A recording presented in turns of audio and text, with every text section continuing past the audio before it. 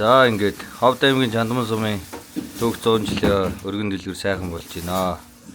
Ингээд ээжээ маань төрсөндөө Монгол улсын начин Мөнхбаатараас яриа авч байна. За баяр наадам сайхан болж байна уу? Сайхан найж байна уу та? Баяр наадмын талаар сэтгэлдээ хуваалцаач. Баяр наадам сайхан болж байна. Ингээд энэ Төрлөн нутгийн 100 жилийн хойд хөрөлсөн гэрээд нутгийнхаа 100 жилийн хойд оролцоод энд ирсэн одоо нутгийн 100 олон ахын дүүс, найз нөхөд, ангийн хамт олон нутгийн бүх хөдөлмөрчдөд ард түмэн та бүхэнд 100 жилийн баярын мэндийг хүргье. Нутагтаа ирсэн бүх юм сайхан байна. Бүх юм сайхан тэнээр сэтгэл өөдрөг байна. Ингээд 100 жилийн хойд оролцоод явж байна. За.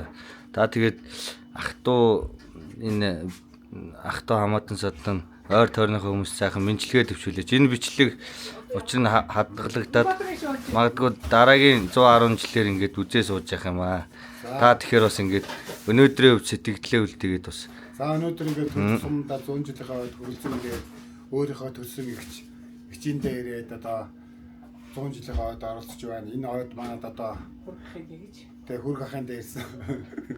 Яа энийг судрал ажиадаа чадаа тэгээ. За яг тэгвэл явж таалцах дараа. Тэгээд юу яаж ин? Сайхан болж ин одоо нагсын талын ах дүүнэр одоо хот ургууд миний төсөн дүүнэр мөнөр одоо бүх хүмүүстэй хөрцөн хойд хөрцөн ахын дүүс төрөл өссөн тав 100 жилийн баярын мэндийг хүргье. Сайхан баярлаарай. Сайхан надараа гэж хүсэн өрөөё. За, мэдлэгээ төвшүүлсэн ахтаа баярлалаа. Эрүүлэн сайн сайхан бүхнийг хүсье. Баярлалаа.